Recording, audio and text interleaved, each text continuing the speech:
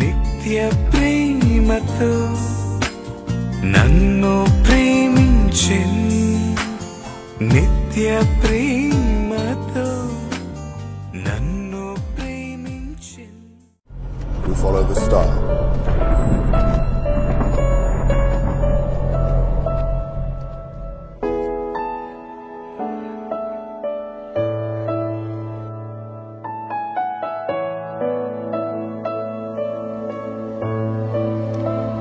His name is Jesus.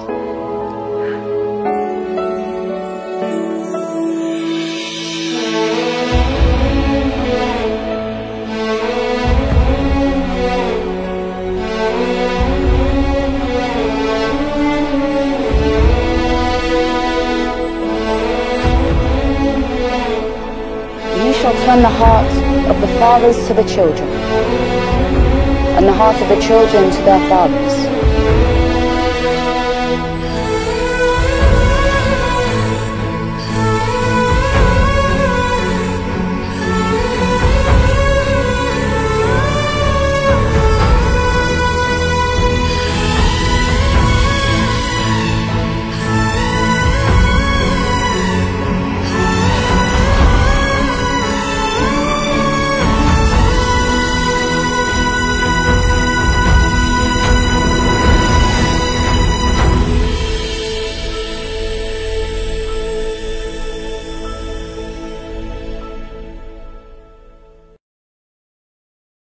మహాగణుడైన మా కన్న తండ్రి, పరిశుద్ధుడా, పరిశుద్ధమైన నీ పాదములకు స్తుతులు స్తోత్రములు చెల్లిస్తున్నా.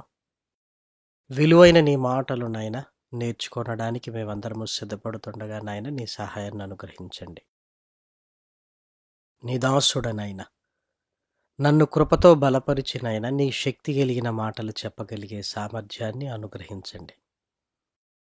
వినుచున్న నీ పిల్లలకు కూడా నాయన వివేచనను అనుగ్రహించమని ప్రాధేయపడుతున్నా. లేఖనాలలో ఆశ్చర్యకరమైన సంగతులు చూచున్నట్లు మా మనోనేత్రములు తెరువమని బ్రతిమలాడుతూ ప్రాధేయపడుతూ క్రీస్తు నామం నీ ప్రార్థన అడిగి వేడుకొనుచున్నాము తండ్రి, ఆమేన్. ప్రేమన దేవుని వారలారా, దేవుని మహాకృపను బట్టి, ఆయన ఉన్నతమైన ప్రేమను బట్టి పరలోకమందున్న కన్న తండ్రిని స్తుతిస్తూ క్రీస్తు పేర కృతజ్ఞతాస్తుతులు చెల్లించుచున్నాను. దేవుని పిల్లలైన మీ అందరికీ కూడా క్రీస్తు పేర శుభములు వందనములు తెలియజేసుకుంటున్నాను. పరిశుద్ధ గ్రంథంలో దేవుడు మన కొరకు వ్రాయించిన మాటలు చాలా ఉన్నతమైనవి. సమాజంలో మనుషుల మధ్య ఉంటున్న బంధం వేరు, దేవునికి మనిషికి ఉన్న బంధం వేరు. ప్రేమను వారలారా, మనుషుల మధ్య ఉండేది దయ, జాలి, కరుణ. కానీ దేవునికి మనిషికి మధ్య ఉండేది ప్రేమను వారలారా ప్రేమ. నిజంగా మనుషుల పట్ల ఉండేది అప్పుడప్పుడు నిజమైన ప్రేమను మనం పొరపడుతుంటాం, కానీ నిజమైన ప్రేమ దేవునిలో ఉంది, అది మనుషుల పట్ల కనబడుతుంది ప్రేమను వారలారా.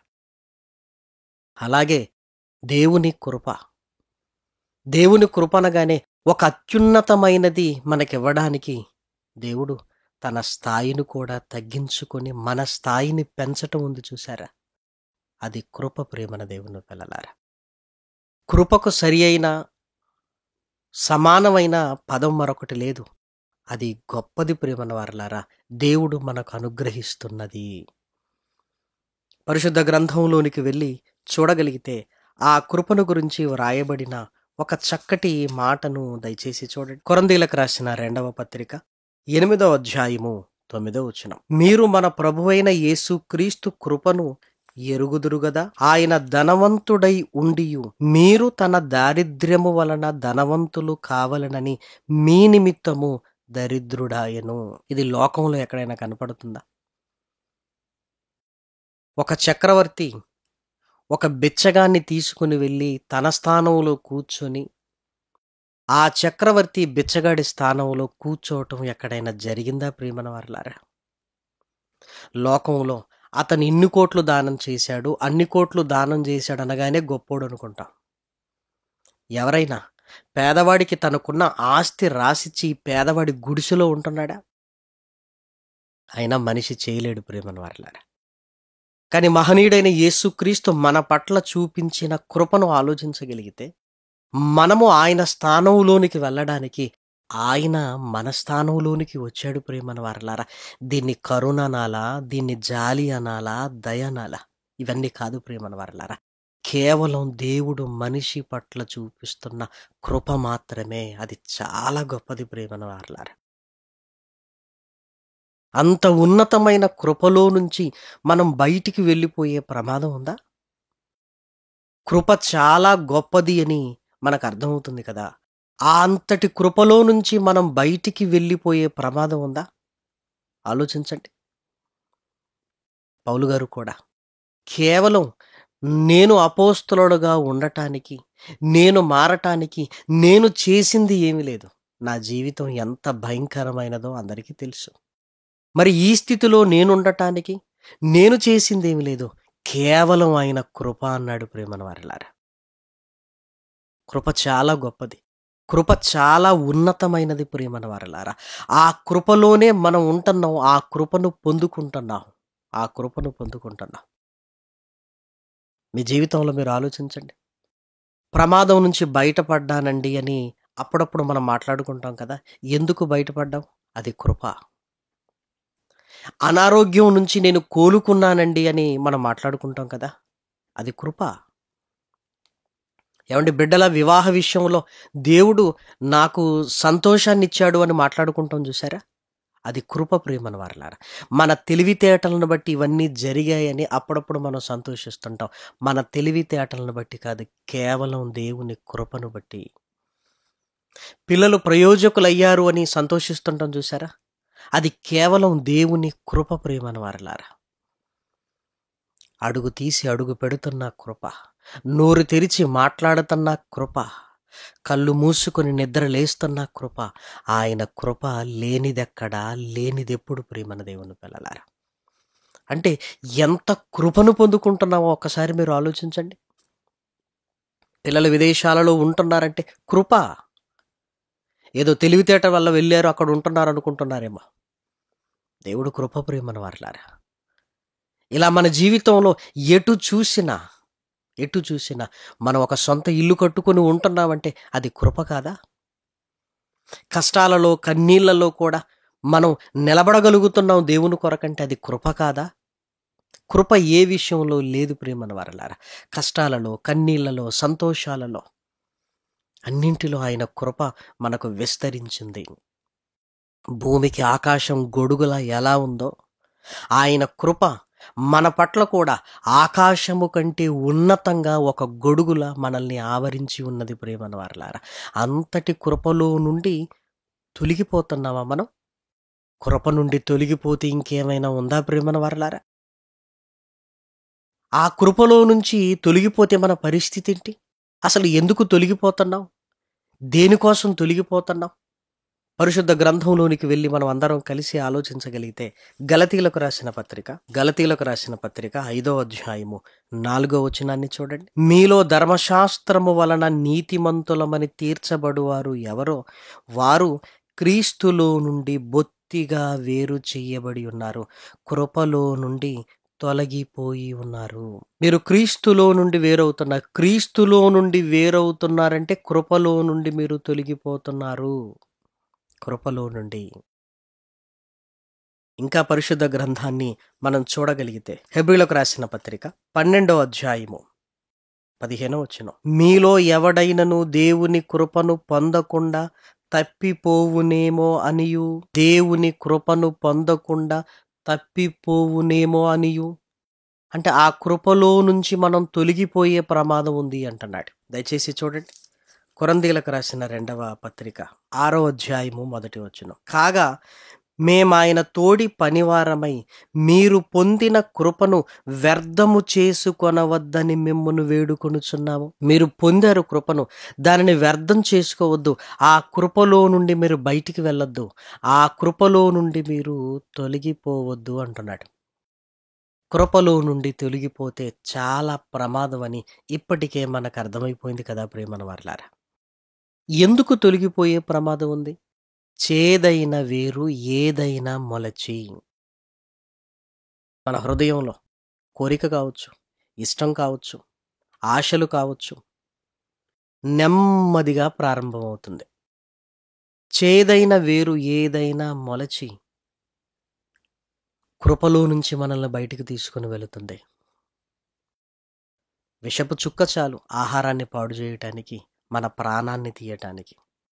అలాగే పాపపు తాలూకు డాగు, పాపపు తాలూకు వేరు మనలో మొలుస్తుంది. అది పెరిగి పెద్దదై దేవుని కృపలో నుంచి మనం బయటికి వెళతాం ప్రియమైన వారిలారా. దేవుని కృపలో నుంచి మనం బయటికి వెళితే మన పరిస్థితి ఎలా ఉంటుంది అని ఆలోచించగలిగితే ప్రియమైన వారిలారా, ఆలోచించగలిగితే ఇక ఎవ్వరూ మనల్ని కాపాడలేరు ప్రియమైన వారిలారా. ఇప్పటి వరకు కాపాడబడుతున్నాము అంటే దేవుని కృప. ఆ కృపలో నుంచి బయటికి వెళితే ఇంకా కాపాడేది ఎవరు? ఎలా దేవుని కృపలో నుంచి తొలగిపోయే అవకాశం ఉంది? ఎలా దేవుని కృపను మనం వ్యర్థం చేసుకుంటున్నాము అని పరిశుద్ధ గ్రంథంలోనికి వెళ్ళి ఆలోచించగలిగితే యూదా గారు రాసిన పత్రిక 1వ అధ్యాయము 4వ వచనాన్ని చూడండి. ఏలయనగా కొందరు రహస్యముగా జొరబడి ఉన్నారు, వారు భక్తిహీనులై మన దేవుని కృపను కామాతురత్వమునకు వినియోగపరుచుచు మన అద్వితీయ నాథుడును ప్రభువైన యేసుక్రీస్తును విసర్జించుచున్నారు. ముందు భక్తిహీనత, ఆ భక్తిహీనత కాస్త పాపపు కోరికలను తీర్చుకోవడానికి మనల్ని తీసుకుని వెళుతుంది. ఎప్పుడైతే పాపములోనికి మనం వెళతామో అంటే దేవుడిచ్చిన కృపను మనం ఏం చేస్తున్నాం? వ్యర్థం చేసుకుంటున్నాం, దుర్వినియోగం చేసుకుంటున్నాం. దేవుడిచ్చిన కృపను దుర్వినియోగం చేసుకుంటున్నామంటే ఆ కృపలో నుంచి ఇక మనం తొలగిపోతాం ప్రియమైన వారలారా. దేవుడు కృపను ఎందుకు ఇచ్చాడు? ఆయన కొరకు బ్రతకాలి అని, మనం మారాలి అని. దేవుడు అవకాశాలు ఎందుకు ఇస్తున్నాడు? ఆయన కృపను బట్టి. అంటే అవకాశాలు ఇవ్వటంలో ఆయనకున్న ఉద్దేశం ఏంటి? మనం మారాలి అని. మారాలి అని దేవుడు కృపను అనుగ్రహిస్తుంటే మారకుండా మరలా ఎలాగూ కృప ఉంది కదా అని పాపం చేస్తున్నాం అనుకోండి, అది ఎంత ప్రమాదకరమైంది ఒక్కసారి మీరు ఆలోచించండి. ఎంత ప్రమాదకరమైంది ప్రేమన వారలారా. కృపలో నుండి తొలగిపోతున్నారు. ఇదిగో కృపను వ్యర్థం చేసుకుంటున్నారు. దేని కొరకు వ్యర్థం చేసుకుంటున్నారు అంటే ఇదిగో కామాతురత కొరకు, శరీర కోరికలను నెరవేర్చుకోవడానికి దేవుడిచ్చిన కృపను వాడుకుంటున్నారంటే మనుషులమైన మనం ఎంత దౌర్భాగ్యులం అయ్యే అవకాశం ఉందో ఒక్కసారి ఆలోచించండి ప్రేమల వారలారా. అప్పుడు ఏం జరుగుతుందో, అసలు పరిస్థితులు ఏంటో లేఖనాలలోనికి వెళ్ళి ఒక చక్కటి సందర్భాన్ని మనం చూడగలిగితే సమూయేలు మొదటి గ్రంథము 2వ అధ్యాయము 22వ వచనాన్ని చూడండి. ఏలి బహువృద్ధుడాయను, ఇశ్రాయేలీలకు తన కుమారులు చేసిన కార్యములన్నీయు వారు ప్రత్యక్షపు గుడారం యొక్క ద్వారము దగ్గరికి సేవ చేయుటకు వచ్చిన స్త్రీలతో శయనించుటయును మాట చెవిన పడగా వారిని పిలిచి ఇట్లనెను, ఈ జనుల ముందర మీరు చేసిన చెడ్డ కార్యములు నాకు వినబడినవి. ఇలాంటి కార్యములు మీరెందుకు చేయుచున్నారు? నా కుమారులారా, అలాగు చేయవద్దు. నాకు వినబడినది మంచిది కాదు. యెహోవా జనులను మీరు అతిక్రమింపజేయుచున్నారు. నరునికి నరుడు తప్పు చేసిన ఎడల దేవుడున్నాడు. మీరు దేవుని ఎడల తప్పు చేస్తే ఇక మిమ్మల్ని కాపాడేది ఎవరు? దేవుని విషయంలో మీరు తప్పు చేస్తే మిమ్మల్ని కాపాడేది ఎవరు? మనుషుల విషయంలో తప్పు చేస్తే క్షమించడానికి దేవుడున్నాడు. దేవుని విషయంలో తప్పు చేశారనుకోండి, ఇక మిమ్మల్ని ఎవరు కాపాడతారు? చూసారా ప్రియమైన వారలారా, ఏలి పిల్లలు ఎలాంటి వారుగా మారిపోయారు? ఒక తండ్రి ప్రధాన యాజకుడుగా ఉన్నప్పుడు ప్రియమైన దేవుని పిల్లలారా, ఒక తండ్రి యాజకత్వపు ధర్మాన్ని జరిగించేటప్పుడు ఆయన పిల్లలుగా ఎంత చక్కగా ఎదగాలి. ఏలి కుమారులు ఎంత చక్కగా ఎదగాలి. కానీ ఇదిగో వారికున్న అవకాశాన్ని, వారికున్న కృపను, వారికున్న వెసులుబాట్లను దేనికి వాడుకున్నారు? కామాతురతకు ప్రేమన వారలారా, కృపను వ్యర్థం చేసుకున్నారు. ఎప్పుడైతే కృపను వ్యర్థం చేసుకున్నారో ఇదిగో ఆ కృపలో నుండి తొలగిపోయారు. ఆ కృపలో నుండి తొలగిపోయారంటే చావుకు చాలా దగ్గరలో ఉన్నట్టు ప్రేమన వారలారా. తర్వాత అదే జరిగింది. యుద్ధం జరిగింది. ఆ యుద్ధము జరగగానే ఏం జరిగింది? ఏలీ పిల్లలు చనిపోయారు ఆ యుద్ధంలో. ఆ యుద్ధంలో చనిపోయారు ప్రియమైన దేవుని పిల్లలారా. దయచేసి చూడండి, సమూయేలు మొదటి గ్రంథము 4వ అధ్యాయము 17వ వచనం. అందుకతడు ఇశ్రాయేలీలు ఫిలిష్తీల ముందర నిలవలేక పారిపోయిరి, జనులలో అనేకులు హతులైరి. ఓఫ్ని, ఫినెహాసు అను నీ ఇద్దరు కుమారులు మృతులైరి. చంపబడ్డారు ప్రియమైన వారలారా. కృపలో నుండి తొలగిపోవటంటే చావుకు చాలా దగ్గర అవుతున్నామని అర్థం ప్రియమైన దేవుని పిల్లలారా. ఎందుకు ఇంత భయంకరమైన పరిస్థితిలోనికి వచ్చారంటే దేవుని కృపను వ్యర్థం చేశారు. ఎలా? కామాతురతకు వినియోగించుకున్నారు. దేవుడు కృపనెందుకు ఇచ్చాడు? ఇదిగో ఈ కృపను బట్టి సేవ చెయ్యాలి అని, ఈ కృపను బట్టి తమను తాము వాళ్ళు సరిదిద్దుకోవాలని ఇదిగో చాలా అవకాశాలు ఇచ్చాడు. కానీ మారరే. కృపను ఎప్పుడు కూడా సేవకు వినియోగించడానికి, దేవుడిచ్చిన ఈ కృపను బట్టి మనల్ని మనం మార్చుకోవడానికి ప్రయత్నం చేయాలి. ఎలాగూ కృప ఉంది కదా, నేను పాపం చేస్తాను అనుకుంటూ ముందుకు వెళితే కృపను వ్యర్థం చేసుకుంటున్నావు. కృపను వ్యర్థం చేసుకున్నావంటే కృపలో నుంచి నువ్వు తొలగిపోయావు. కృపలో నుంచి తొలగిపోయావంటే ఇక మరణం మన కొరకు కాచుకొని కూర్చుందని దాని అర్థం ప్రేమన దేవుని పిల్లలారా. పరిశుద్ధ గ్రంథంలో ఉన్న మాటలు, జీవితాలు మనకు ఎంత కళ్ళకు కట్టినట్లుగా దేవుడు రాయించాడో ఒక్కసారి ఆలోచించండి ప్రేమన వారలారా. కృపలో నుండి తొలగిపోయిన మరొక జీవితాన్ని మనం చూడగలిగితే ప్రేమన వారలారా, దినవృత్తాంతముల 2వ గ్రంథము 26వ అధ్యాయము 3వ వచనము నుండి జాగ్రత్తగా చదువుకుందాం. ఉజ్జియా ఏలన ఆరంభించినప్పుడు 16 ఏండ్ల వాడై యెరూషలేములో 52 సంవత్సరములు ఏలెను. అతని తల్లి యెరూషలేము కాపురస్తురాలు, ఆమె పేరు యెకొల్యా. అతడు తన తండ్రి అయిన అమజ్యా చర్య ఎంతటి ప్రకారము యెహోవా దృష్టికి యథార్థముగా ప్రవర్తించెను. 5వ వచనం. దేవుని ప్రత్యక్షత విషయమందు తెలివి కలిగిన జకర్యా దినములలో అతడు దేవుణ్ణి ఆశ్రయించెను. అతడు యెహోవాను ఆశ్రయించినంత కాలము దేవుడు అతన్ని వర్ధిల్లజేశాను. దేవుణ్ణి ఆశ్రయించినంత కాలం కృప ఉంది. ఆ కృప వల్ల ఏం జరిగింది? వర్ధిల్లాడు ప్రేమన వారలారా. మీడియా లేని ఆ రోజుల్లో ఏం జరిగిందో చూడండి, ఎంత కీర్తి వ్యాపించిందో చూడండి. 15వ వచనం. మరియు అతడు అంబులనేమి పెద్ద రాళ్లనేమి ప్రయోగించుటకై ఉపాయశాలులు కల్పించిన యంత్రములను యెరూషలేములో చేయించి దుర్గములలోను బురుజులలోనూ ఉంచెను. అతడు స్థిరపడు వరకు అతనికి ఆశ్చర్యకరమైన సహాయము కలిగెను గనుక అతని కీర్తి దూరముగా వ్యాపించెను. ఆశ్చర్యకరమైన సహాయం, కృప. మరి ఈ కృపలో ఉండాలి కదా. దేవుడు ఇంత కృపను నాకు చూపిస్తున్నప్పుడు నేను తన పిల్లల్ని చక్కగా పాలించాలి, ధర్మశాస్త్ర ప్రకారంగా నేను బ్రతకాలి, వారిని ధర్మశాస్త్రంలోనికి తీసుకొని రావాలి అని ఆలోచన కలిగి ఉండాలి కదా. దేవుడు కృపనిస్తున్నదే మనల్ని మనం మార్చుకోవడానికి, తన పనిని మనం ఇంకా ముందుకు జరిగించడానికి ప్రేమన వారలారా. కానీ ఏం చేశాడు? దేవాలయంలోనికి వెళ్ళి నేను ధూపం వేస్తాను అని ధూపార్తిని చేత పట్టుకున్నాడు. చూడండి 26వ అధ్యాయము 19వ వచనం. ఉజ్జియా ధూపము వేయుటకు ధూపార్తిని చేత పట్టుకొని రౌద్రుడై యాజకుల మీద కోపము చూపెను. యెహోవా మందిరములో ధూపపీఠము ప్రక్క అతడు ఉండగా యాజకులు చూచుచూనే ఉన్నప్పుడు అతని నోట కుష్ఠరోగము పుట్టెను. కృపలో నుండి తొలగిపోయాడు. గర్వం వచ్చేసింది. గర్వం.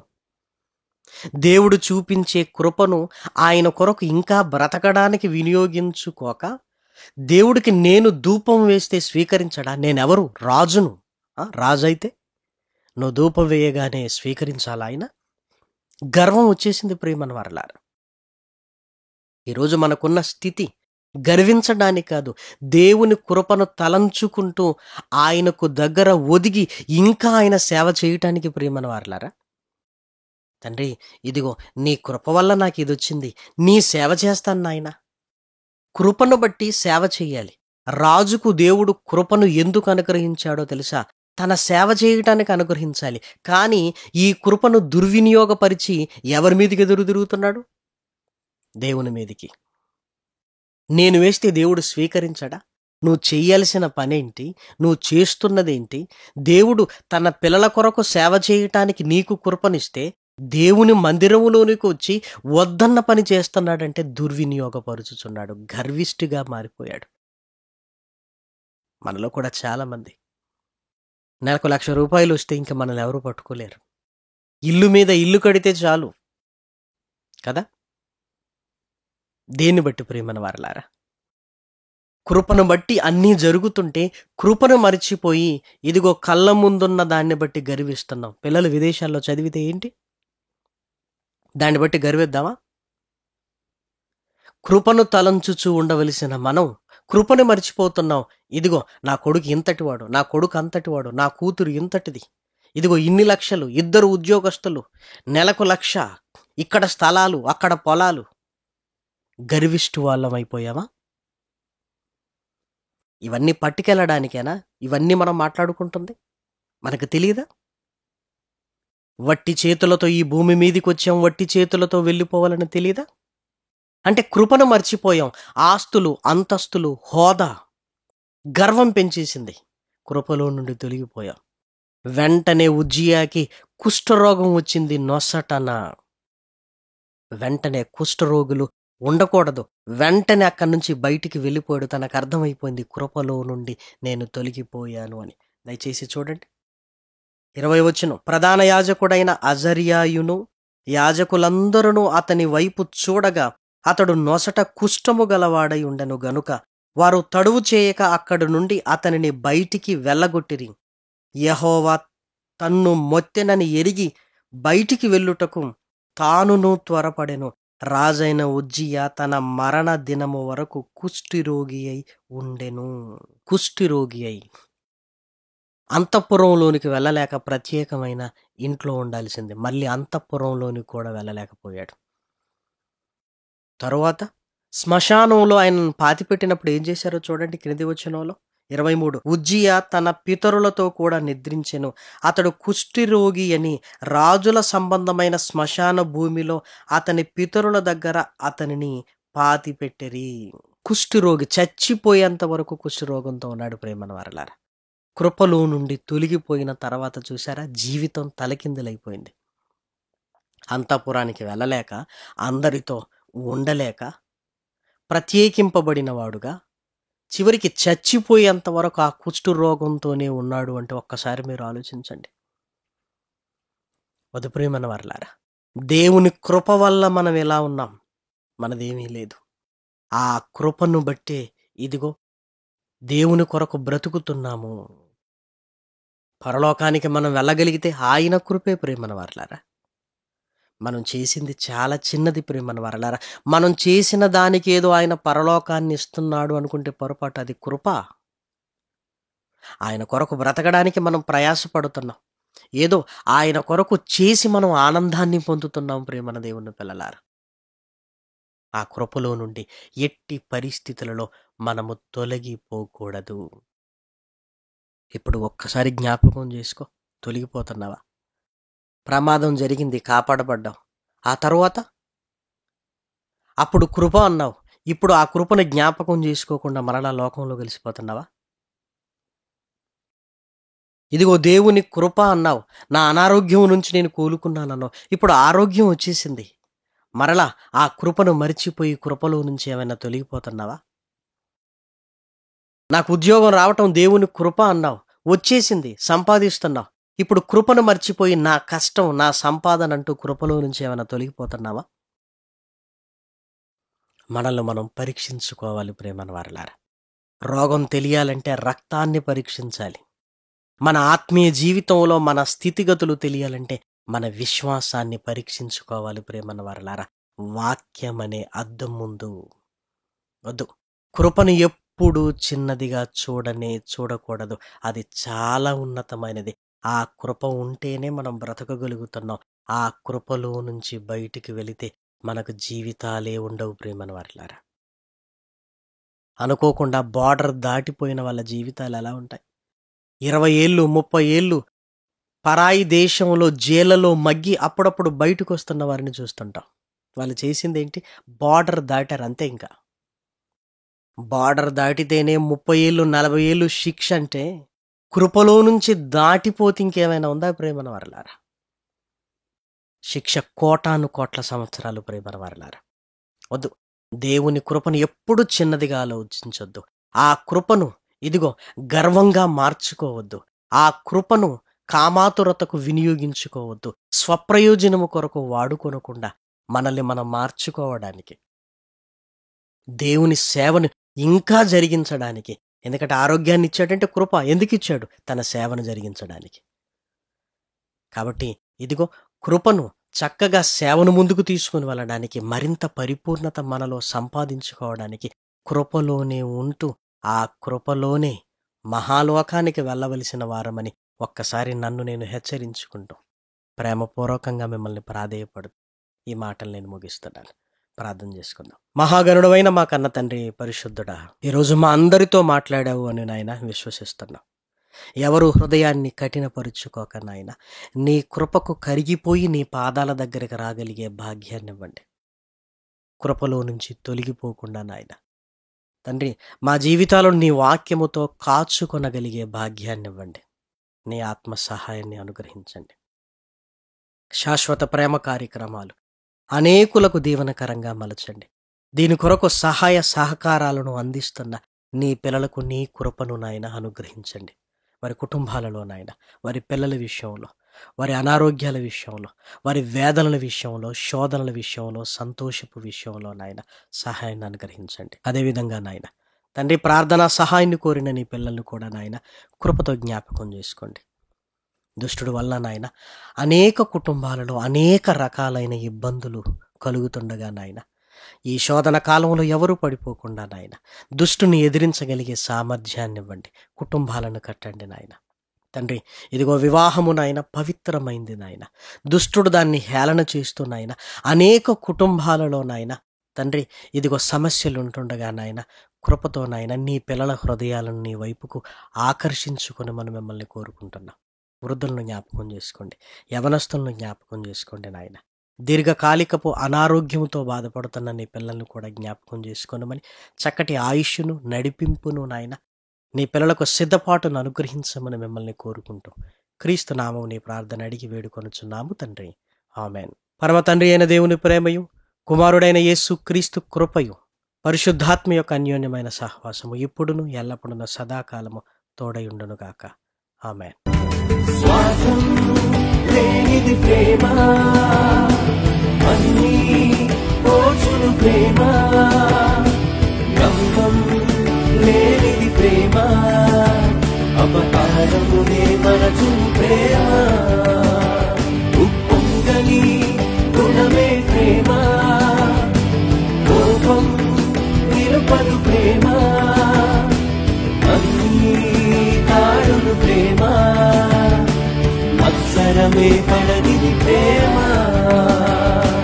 దయనే చూపును ప్రేమ, కరిగే చేచును ప్రేమ.